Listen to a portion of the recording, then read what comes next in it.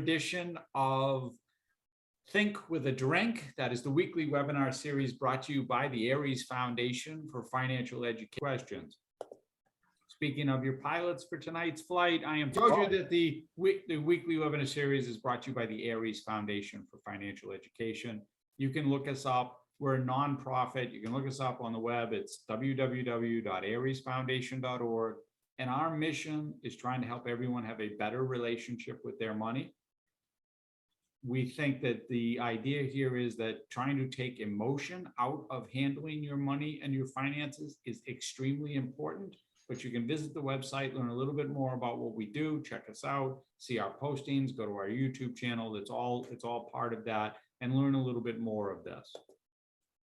There are disclosures I'm not going to read, which brings us to the fun part for this evening. Unfortunately, I didn't change this slide because I'm wishing I was drinking shipping up to Boston. Unfortunately for this evening, I am drinking something else. But we call this Think with a Drink mainly because we want to have this be a relaxed and very casual atmosphere. And we can't think of a better way to do that than if you have something cold to sip on and just enjoy why we're going through some of these topics and having the conversation. All right, so get right to the heart of, what should my goal for funding be, right? That this comes that, we sort of make a difference here between what I'll call a rainy day fund and an emergency reserve fund. A rainy day fund, and we'll do this in a second with what's there. That's almost like sometimes, it's certainly like, my parents did. They stuck money in an envelope, basically, and put it in a drawer, right? Because that was sort of the rainy day fund type of thing. Like, I'll get to it, So I'm finding envelopes all over the house with money stuffed into it because my mom would forget where she put the other one and just start a new one with some money type of thing. But emergency reserves, in our industry, Craig, it's usually like 3 to 6 months. That's usually what people say of expenses. That's the first goal. Yep. Right. Well, for us coming out of COVID, for Craig and I, we really talk about 4 to 6 weeks of expenses.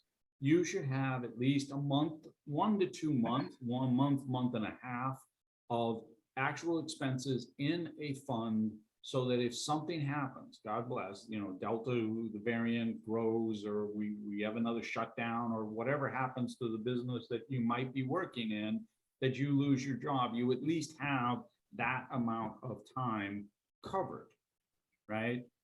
That's sort of the marker there in terms of going through it, because if you lose your income, how are you going to pay for your expenses? And you got to keep paying for those expenses, whether that's rent, whether it's mortgage, utilities, the cost of operating the vehicle if you're trying to go out and find a job type of thing.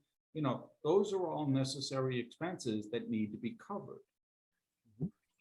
I mentioned that with the rainy day fund, right? So we sort of talk about this, and sometimes they come together. Sometimes they're viewed separately. For our purpose, but you can see there, it says emergency reserves, as Craig had mentioned, it's 3 to 6 months of expenses. Again, we just don't feel that should be the marker, everyone, right, Craig, that everyone should be building toward, right? Yep. That should be ultimately the goal. But as we talked about, if you're someone who does not have the money in a bank right now, or you have that less than $1,000 in the bank, you need to be looking at just getting those first month and a half of expenses into an account first. We'll talk to you about how to build it up, how to increase it, how to make those steps happen. But that should be the first focus before you do anything else. Plan a vacation, buy a phone, do anything else. You got to be focusing the money there, because you don't know what's going to happen.